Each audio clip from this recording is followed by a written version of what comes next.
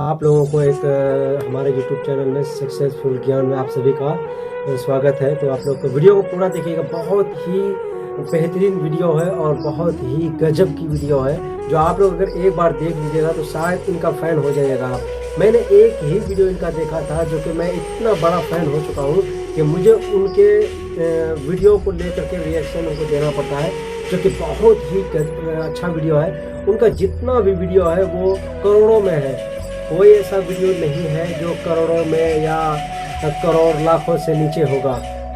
तो मैं उसका वीडियो देख के इतना बड़ा फ़ैन हो चुका हूँ कि क्या ही बताऊँ।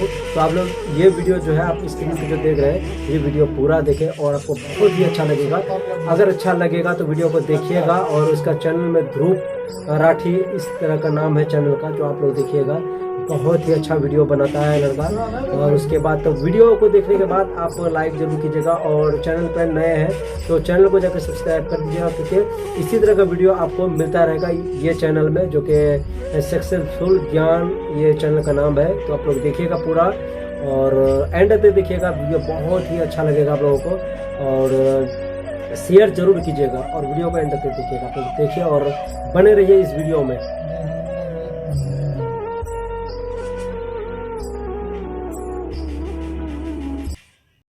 नमस्कार दोस्तों, इलेक्शंस खत्म हो चुकी हैं। कल इलेक्शन रिजल्ट आने वाला है। कौन कितनी सीटें जीतेगा ये कोई नहीं जानता।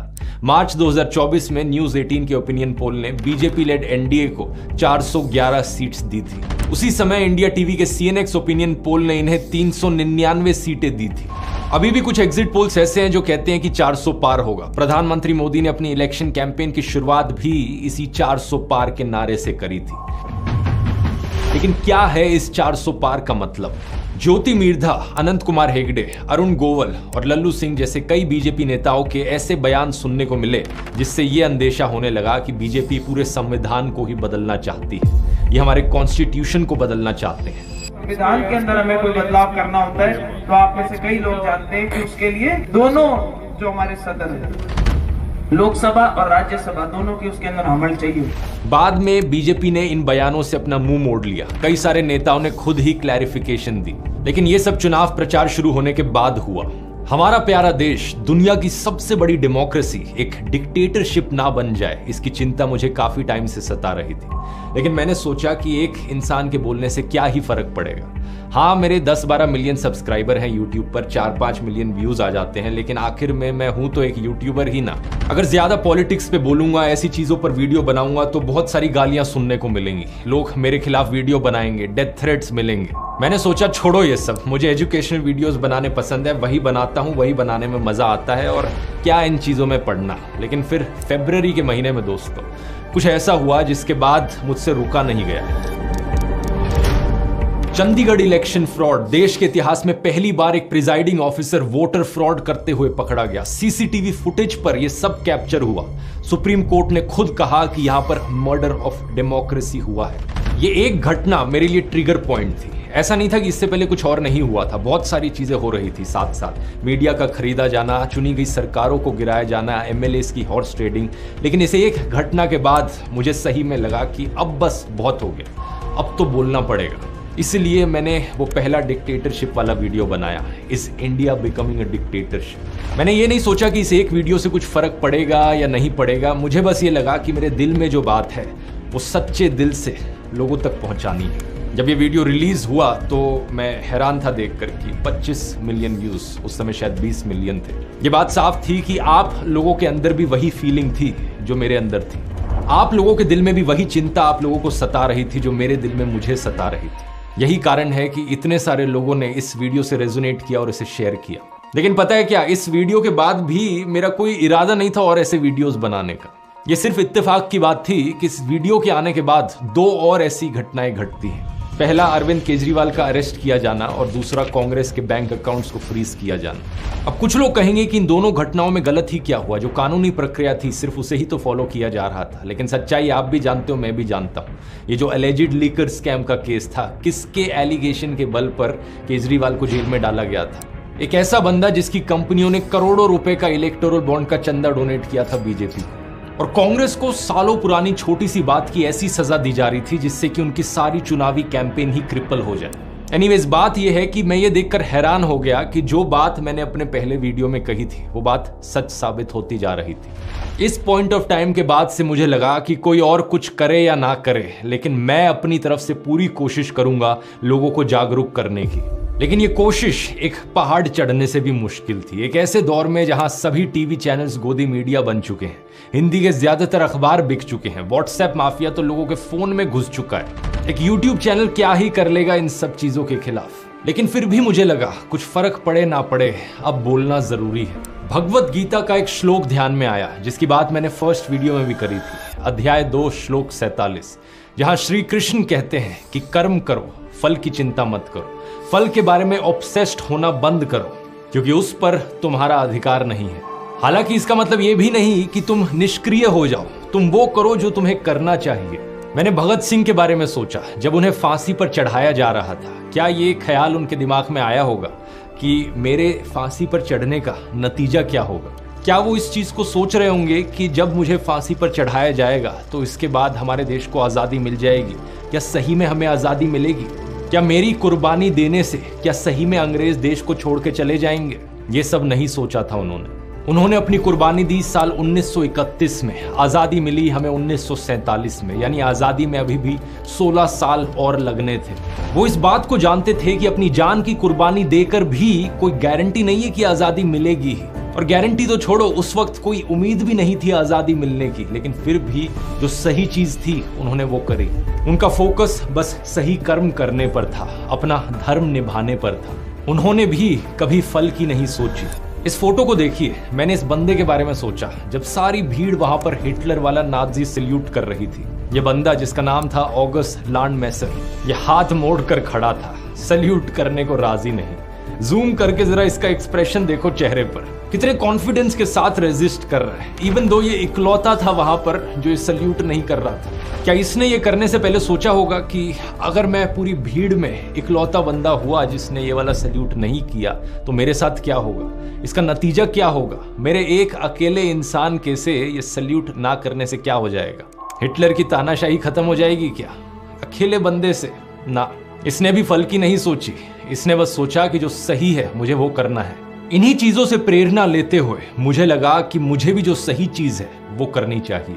देश के लोकतंत्र के लिए और देश के संविधान के लिए आवाज उठाना, ये सही चीज है। एक ऐसे देश के लिए आवाज उठाना जिसके लिए पता नहीं कितने लाखों लोगों ने अपनी कुर्बानी दी। भगत सिंह, सुभाष चंद्र बोस, महात्मा गांधी, सरदार पटेल, पंडित जवाहरलाल नेहरू, क्या सोचेंगे हमारे फ्रीडम फाइटर्स देश की आज ये हालत देखकर? इसलिए मुझे लगा कि बोलना जरूरी है। अगर कल को ऐसा हुआ कि बीजेपी 400 सीट जीत गई और जो मेरा डर था वो सही में हकीकत बन गया, सही मायनों में देश एक कंप्लीट डिक्टेटरशिप बन गया, तो मैंने सोचा कल को अगर कोई मेरा बच्चा होगा वो मुझसे क्या पूछेगा देश की ये हालत देख कि पापा आप कहाँ थे जब देश डिक्टेटरशिप की ओर गिरता जा रहा था, आपने कुछ किया क्यों नहीं? और मैं क्या कहूँगा कि मैं अपनी जॉब में बिजी था, मुझे इन सब चीज़ों की नहीं पड़ी थी, मैं बस अपने करियर पर फोकस कर रहा था, पैसे कमाने पर फोकस कर रहा था। लेकिन नहीं, अब मैं कह सकता हूं कि बेटा मैंने तो अपनी तरफ से पूरी जी जान लगा दी थी, मैं आखिरी दम तक लड़ा था। शायद मेरी कोशिश नाकाम रही लेकिन मैं आखिर तक खड़ा रहा देश के लोकतंत्र की आवाज उठाने के लिए। और पता है क्या, मैं अकेला नहीं था, मेरे साथ इसी कोशिश में देश के करोड़ों लोग और खड़े थे। पिछले 1-2 महीने में रिलीज किए गए वीडियोस इतिहास के पन्नों में हमेशा एक सबूत बनकर रहेंगे। 21 million YouTube subscribers, almost 70 million unique viewers पिछले 90 दिन में सिर्फ यूट्यूब पर ही। इसके मायने समझ रहे हो? ऑलमोस्ट 7% एलिजिबल वोटर्स को हमने सिर्फ इस एक यूट्यूब चैनल के जरिए ही रीच आउट कर लिया। आप ऐसे कई लोग सोचोगे हमारे इस मिशन 100 करोड़ का क्या रिजल्ट रहा। अब एक्चुअली में नाप तोल कर ये बताना बहुत मुश्किल है कि कितने लोगों तक हम रीच आउट करें। ये जो स्टैटिस्टिक है ये सिर्फ यूट्यूब की है। इसके अलावा ट्विटर, इंस्टाग्राम, फेसबुक, व्हाट्सएप, आप लोगों ने इतनी बार इन वीडियोस को शेयर किया, मेरा अंदाजा है कि कम से कम हम करीबन 20 से 25% वोटर्स तक तो जरूर पहुंचे होंगे। और इस सब का क्रेडिट जाता है आप लोगों को।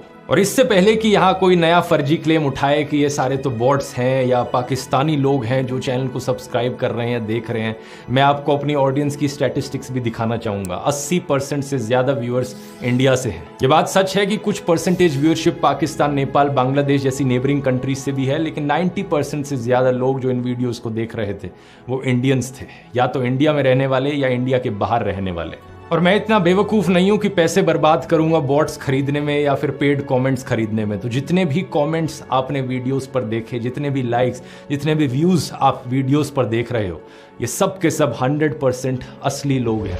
इस संघर्ष में जितनी कोशिश मैंने की है उससे कहीं ज़्यादा कोशिश आप लोगों ने करी है।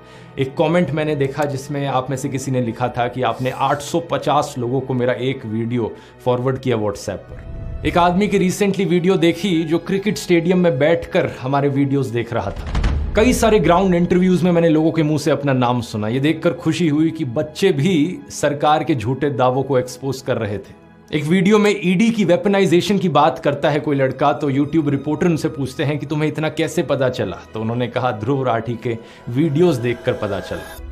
आपने कहा ईडी, आपको इतनी कैसे नॉलेज है? ईडी पता है आपको क्या होता है? जब आप एक ध्रुव राठी का वीडियो देख लोगे ना, आपको समझ में आ जाएगा। बॉलीवुड के कई सेलिब्रिटीज हैं जिन्होंने मुझे मैसेज करके बताया कि वो कितना इंस्पायर्ड फील किए इन वीडियोस को देखकर। एक एक्टर ने मुझे बताया जिस दिन मुंबई में वोटिंग थी उस दौरान उनकी लखनऊ में फिल्म की शूटिंग चल रही थी, लेकिन हमारे प्रयास को देखकर वो इतने प्रभावित हुए कि उस दिन उन्होंने रिटर्न फ्लाइट बुक करा ली। कई फॉरेन में रहने वाले लोगों ने मुझे यही चीज लिखकर बताई कि सिर्फ मेरे वीडियोस को देखकर वो इतना मोटिवेट हुए वोट करने को कि वो फ्लाइट पकड़कर आ गए सिर्फ वोटिंग के लिए। दूसरी तरफ किसी ने बताया कि उनके एक दोस्त ने दफ्तर से छुट्टी ले ली और प्रोजेक्टर लेकर हरियाणा और राजस्थान में चले गए। गांव-गांव में लोगों को ये वीडियो दिखाने लगे प्रोजेक्टर के जरिए। राजस्थान, वेस्ट बंगाल, महाराष्ट्र जैसी कई स्टेट्स में ऐसे नज़ारे देखने को मिले जहां पर इन वीडियोस को पब्लिक में प्ले किया गया। भारत और दुनिया भर के कई अखबारों में हमारे इस संघर्ष की चर्चा छपी। France 24, the Economist, Al Jazeera, Time magazine, the Telegraph, the Print, Economic Times. दुनिया में अगर डंका किसी का बज रहा था तो वो हमारा बज रहा था दोस्तों। ये सब देखकर इनका गोदी मीडिया, इनके गोदी यूट्यूबर्स और आईटी सेल, पूरा गोदी सिस्टम बुरी तरीके से बौखला गया। जो हमले मेरे ऊपर इन्होंने किए, जो बदनामी करने की कोशिश करी इन्होंने मेरी, वो भी नेक्स्ट लेवल की थी। किसी ने मुझे कुत्ता कहा, किसी ने कॉकरोच कहा, तो किसी ने बुली कहा, किसी ने एंटी नेशनल कहा, किसी ने कहा चाइनीज फंडेड है, तो किसी ने कहा ये तो पाकिस्तानी है।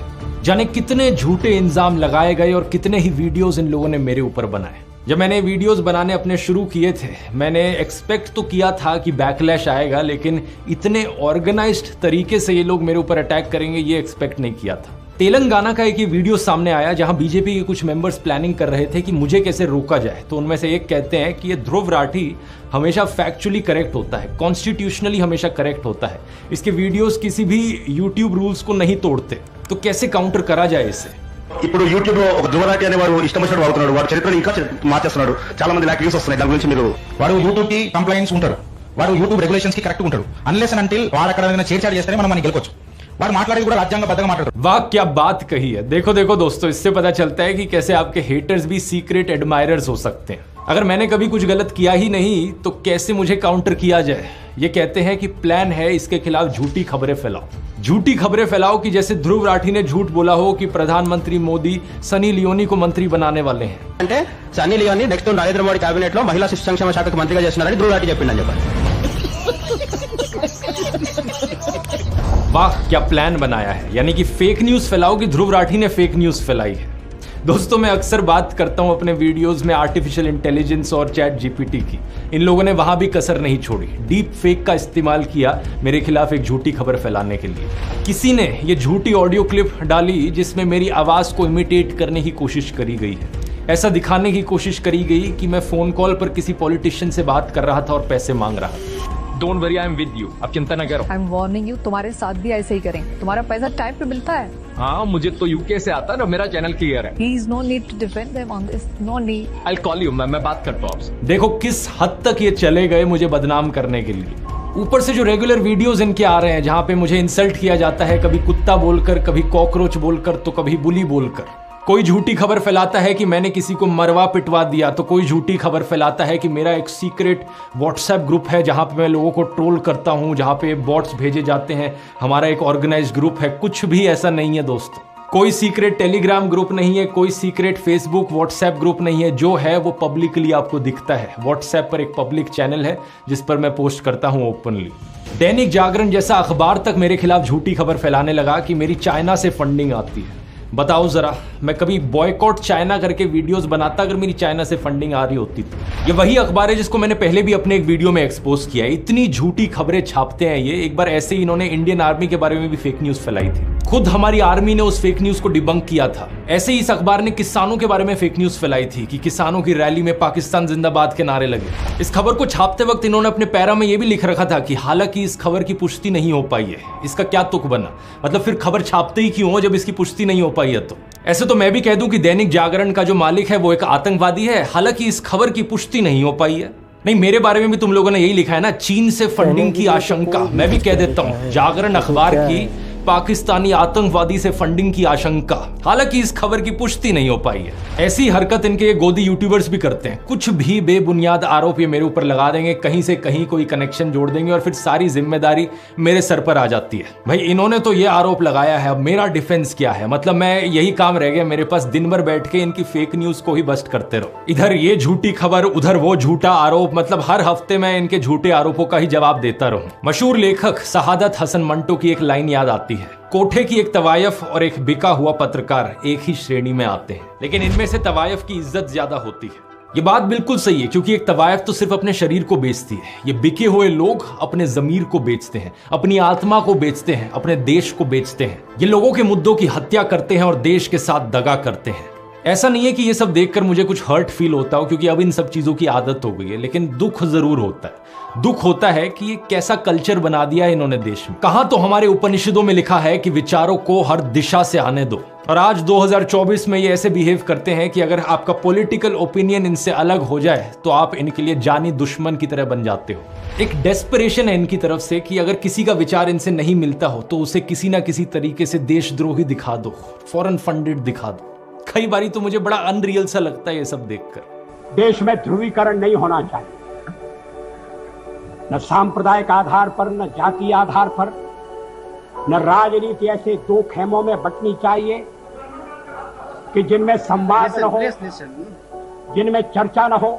लेकिन सच बात पता है क्या है दोस्तों, आपकी तरफ से इतना सारा प्यार, इतना सारा सपोर्ट मुझे मिला कि इनकी कोई भी झूठ की दुकान टिक नहीं पाई। हर रोज के मुझे हजारों मैसेजेस मिले, ईमेल्स मिली, किसी ने आप में से मेरी पेंटिंग बना दी, किसी ने कोई गाना ही बना डाला।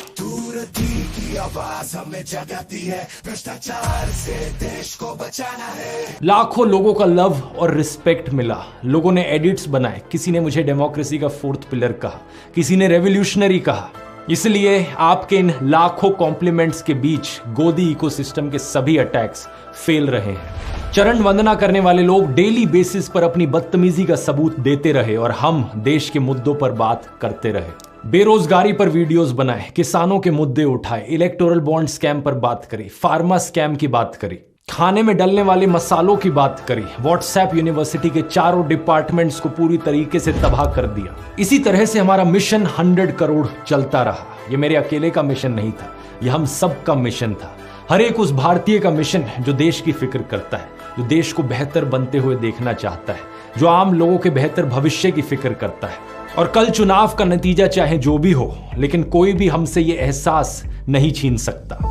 इस एहसास को इस वीडियो में सहेजने की मुझे जरूरत महसूस हुई। लगा कि इसे डॉक्यूमेंट किया जाना चाहिए, ताकि जब भी दुनिया में किसी देश में लोकतंत्र कमजोर हो रहा हो और देश के लोगों को जब भी हिम्मत चाहिए हो, तो हमारी ये दास्ता उनके लिए एक प्रेरणा बन सके। और वैसे दूसरों के लिए ही क्यों, ये दास्ता हमारे लिए भी तो एक प्रेरणा है। ये संघर्ष हमारा खत्म नहीं हुआ है। क्या पता कल के चुनाव के नतीजों में बीजेपी वाकई 350-400 सीट जीत जाए और प्रधानमंत्री देश को तानाशाही की दिशा में ही आगे बढ़ाते रहे। तब क्या करेंगे? प्रेरणा लेंगे अभी तक के इस सफर से, इस वीडियो से, और कोशिश को जारी रखेंगे। और अगर कल इंडिया अलायंस की भी जीत हुई तब भी यह सिलसिला थमेगा नहीं, क्योंकि इतना तो है कि देश में ध्रुवीकरण कम होगा, तानाशाही के काले बादल छट जाएंगे, लेकिन ऐसा नहीं कि अचानक से सब कुछ सही हो जाएगा। किसी ने एक बार कॉमेंट्स में पूछा था कि अगर कल को इंडिया अलायंस की सरकार बनती है तो क्या मैं तब भी आवाज उठाऊंगा? ऑब्वियसली उठाऊंगा, इस बात में कोई शक की गुंजाइश नहीं है। जब तक देश स्वर्ग नहीं बन जाता तब तक सुधार का स्कोप हमेशा है, तब तक आवाज उठानी बनती है। और जब सब ठीक भी हो जाए तब भी नजर बनाए रखनी पड़ती है। यही लोकतंत्र है। और वैसे अभी तो बहुत बहुत बहुत कुछ सुधारना बचा है। कहाँ हम सपने देखते हैं देश को एक डेवलप्ड कंट्री बनाने की, लेकिन पिछले 10 सालों में हालत ये हो गई कि कुछ लोग पाकिस्तान से कंपैरिजन करने लगे। राजनीति में ईमानदार और शरीफ नेताओं की कमी है, एग्रीकल्चर में प्रॉब्लम्स हैं, बेरोजगारी का इशू है, पोल्यूशन एक मेजर समस्या है। सभी प्रॉब्लम्स को हाईलाइट करते रहना होगा, जो भी सरकार हो उनसे जवाब मांगते रहना होगा। मैं एक ऐसा देश देखना चाहता हूं, एक ऐसी दुनिया देखना चाहता हूं जहां पर हर इंसान साफ हवा में सांस ले, साफ पानी पिए, हर इंसान को ऊपर उठने का मौका मिले, कोई भेदभाव ना हो, कोई अन्याय ना हो, किसी की आवाज को नीचे दबाया ना जाए। एक ऐसी दुनिया जो हर इंसान, हर पशु पक्षी के लिए जीने लायक हो। क्या धरती पर एक स्वर्ग बनाना मुमकिन है? मुझे नहीं पता, मैं बस सही कर्म करने पर ध्यान दूंगा, फल पर ऑब्सेस्ड नहीं होऊंगा। ये दौर देश की लड़कियों और औरतों के लिए भी बहुत प्रेरणादायक रहा है। जानते हैं क्यों? क्योंकि देश को बचाने के इस संघर्ष में कितनी सारी वुमेन जर्नलिस्ट ने जमकर भाग लिया।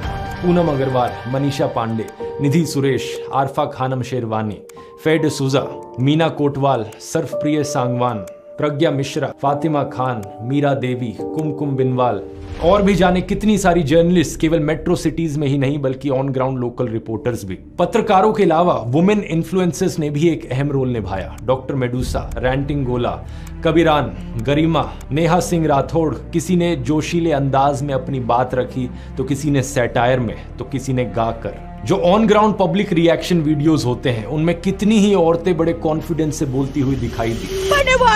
पापा हमें नौकरी क्यों नहीं देते? अपने मंगलसूत्र की रक्षा कर सकते हैं, मोदी जी के इंटरफेरेंस की कोई जरूरत नहीं है। जानते हैं इसका इम्प्लीकेशन क्या है? जब कोई महिला इस तरह से देश की जिम्मेदारी अपने सर पर उठा लेती है, उसके पर्सनल राइट्स ऑटोमेटिकली उसे मिल जाते हैं।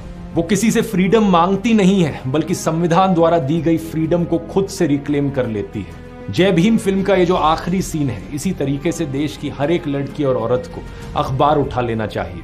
बहुत हो चुका ये हनी सिंह टाइप के गानों से इन्फ्लुएंस होकर खुद को एक ऑब्जेक्ट की तरह देखना, एक ऐसे इंसान की तरह देखना जो केवल सजना सवरना जानता हो। बहुत हो चुका ये शॉपिंग लवर वाला जो लेबल है, कोई गर्व की बात नहीं है इसमें। बहुत हो चुके ये स्टीरियोटाइप्स की लड़कियां पॉलिटिक्स को नहीं समझती। अब बाहर निकलिए इस कोकून से। याद रखिए कि इसी दुनिया में एक डाफने गैलिजिया थी जिन्होंने पनामा पेपर्स के जरिए पूरी दुनिया के करप्ट लोगों को एक्सपोज कर दिया और अपनी पत्रकारिता करते हुए शहीद हो गई। लेकिन बात यहाँ सिर्फ औरतों की नहीं है। रवीश कुमार, आकाश बैनर्जी, अभिसार शर्मा, अजीत अंजुम जैसे कई पत्रकारों ने संघर्ष किया सच दिखाने का। अर्पित शर्मा और मुकेश मोहन जैसे कई इन्फ्लुएंसर्स ने भी हिम्मत दिखाई आवाज उठाने की। लेकिन आप फिर भी शायद सोचो कि आप अकेले क्या कर सकते हो। कई बार बहुत से लोग कमेंट्स में लिखते हैं, कुछ लोग हेल्पलेसनेस जताते हैं कि वो ज्यादा कुछ नहीं कर पा रहे हैं। आप में से कईयों ने पूछा कि मैं क्या कर सकता हूं देश के लिए। मैं यहां पर कहूंगा कि देश के लिए कुछ करने की बजाय सभी कुछ देश के लिए क्यों नहीं किया जाए। पहली बात, अपनी कॉम्युनल, कास्टिस्ट, मिसोजिनिस्ट, क्लासिस्ट सोच का इलाज करें अगर आपकी वैसी सोच है तो। फिर कई वीडियोस में मैंने बताया है कि हमें वोकल फॉर लोकल को एक जुमले की जगह हकीकत बनाना होगा। कोशिश करें खाने का सामान जितना सीधा किसान से खरीदा जा सके उतना ही बेहतर है। इसी तरीके से आप कपड़ों को या घर के डेकोरेशन आइटम्स को जितना लोकली खरीदे उतना बेहतर है। इससे जो अमीर गरीब के बीच वेल्थ इनइक्वालिटी है वो कम होगी। अपने घर से जब निकले तो हमेशा एक वाटर बॉटल अपने साथ लेकर चले ताकि प्लास्टिक यूजेज को कम कर सके। गंदगी ना फैलाएं। अपने आसपास पौधे और पेड़ लगाएं, उनका रख रखाव करें। हर एक चुनाव में वोट करें। इस बार की चुनाव प्रक्रिया में बहुत सारी समस्याएं देखी गई। बहुत सी जगहों पर पोलिंग ऑफिसर्स रात को 2-3 बजे तक अपने घर पहुंच पाए। क्या ये सब एफिशिएंट तरीके से नहीं हो सकता था? जरूर हो सकता था। इस इनएफिशिएंसी के अलावा ऐसे कई इंस्टेंसेस देखे गए जहां पर इलेक्शंस फ्री और फेयर ना होने के सवाल उठाए गए। मणिपुर में, उत्तर प्रदेश के संबल में, सूरत और इंदौर जैसी कई जगहों पर प्रॉब्लम्स रिपोर्ट करी गई। एक के बाद एक भाषण में इवन प्रधानमंत्री ने बार बार धर्म के नाम पर हेट स्पीच फैलाई अपने भाषणों में।